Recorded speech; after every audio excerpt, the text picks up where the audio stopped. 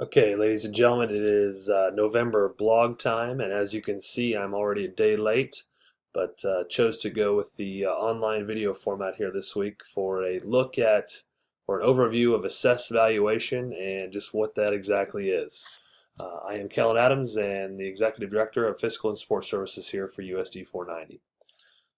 When we begin to look at what or why is assessed valuation important, the first thing we need to know is that what this does is essentially determine the gross property wealth of a school district.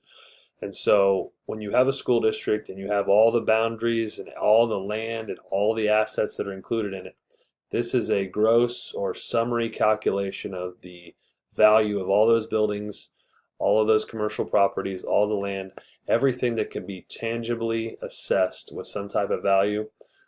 That is essentially what the assessed valuation is. Why assessed valuation is critical here, especially in Kansas, is that many of the aid formulas, such as bond and interest state aid, capital outlay state aid, or otherwise, include that number as a part of the calculation. And we're going to get to that here in a little bit, but there is a famous or very popular calculation known as AVPP, which essentially takes your assessed valuation and divides it by the number of the students, essentially giving you what the property wealth per student is. Again, we're going to look at that here in a little bit. And then typically, assessed valuation is a very good indicator of the overall economy and the property wealth that exists. And so if you live in or are very near a highly commercial or industrial area, you will obviously see that you have a higher assessed valuation as determined by those properties. We'll use, for example, the area in Wichita in which you've got a number of different businesses, hotels, maybe a Walmart, a Home Depot, etc. If you were to just grab that small little piece of land right there, they would have probably a much higher assessed valuation than if you were to draw a square mile around just several single-family homes, as a result of those family homes being significantly less value than, say, those commercial properties.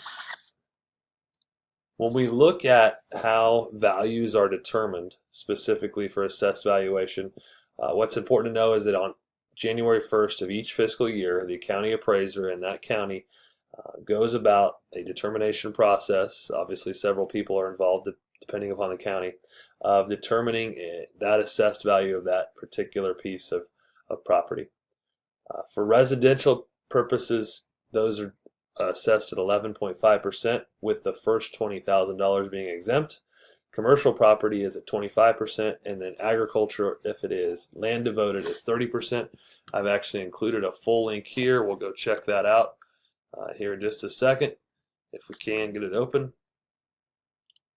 And let's take a look at the rest of those. This is actually a document provided by Butler County. And as you can see, there's a number of different categories. Most notably, of course, is your tax-exempt properties, which includes typically, your schools and other type of nonprofit or governmental agencies. You will see, though, that there are certain cases where nonprofits do indeed have still assessed valuation tagged to those. You'll see here vacant lots sit at 12% and so forth. So again, those classifications are important as they determine what chunk or piece of assessed valuation and the corresponding assessment rate that piece of property will carry with it. And the next thing I want to look at is the school districts within Butler County. There are 9 of them total. I've got them listed here, and just show you how exactly we vary just among this county. And for those of you needing to know a bit of information for trivia, Butler County is the largest county of the 105 in Kansas, square mileage wise at least. We do have 9 school districts. I don't know how many more could fit, but obviously the majority of ours are largely rural, with a few being highly suburban, ranging everything from Blueston to Andover. So I've listed here the school district number, obviously their other valuation, and then their general valuation. For the purposes of this calculation, I'm going to use the other valuation. So very simply, we are going to have the valuation divided by their 15-16 enrollment. Keep in mind, valuations here are the 16-17 figures, as those are out. Enrollment for this school year is not yet out. and then we'll drag that formula down and apply a dollar sign for purposes of making that easier to read. You will see quite a disparity by the AVPP just in our 9 school districts here, ranging as low as in Andover, 19,000 per student, and El Dorado is actually the high end at 83,000 or at almost 84,000 per student.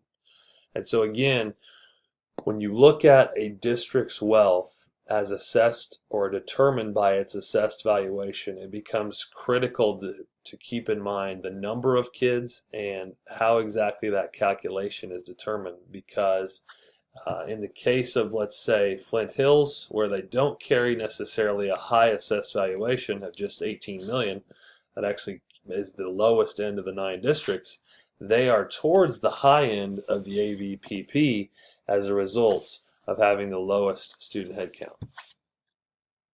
The last thing then I want to look at is how then exactly assessed valuation comes into the calculation, specifically for dollars. And so very simply, 1 mil, you'll often hear of mills used if you open up your tax statement that hopefully you've received here in the last couple of weeks from the the Butler County Appraiser. You will have seen the mill rates calculated, a number of different things. You will notice that 1 mil is essentially equal to $1 for every $1,000 in valuation. And so the very simple calculation is to determine any fund, the total number of mills times the mill rate, which is very simply the formula I just gave you. So for USD 490, our total assessed valuation for FY17 is 167 million and change. I've rounded that here, so essentially 1 mil in USD 490 is equal to 167,000. So taking a look, for example, at our capital outlay fund, we have assessed 4 mills for this current school year, so we will take in approximately $668,000 as a result of the assessed valuation we have this year. Obviously, you can see if assessed valuation were to go up, the dollars would increase, and were to go down, they would decrease. Again, this is just an overview, a brief summary of assessed valuation. Thanks for tuning in to my November blog.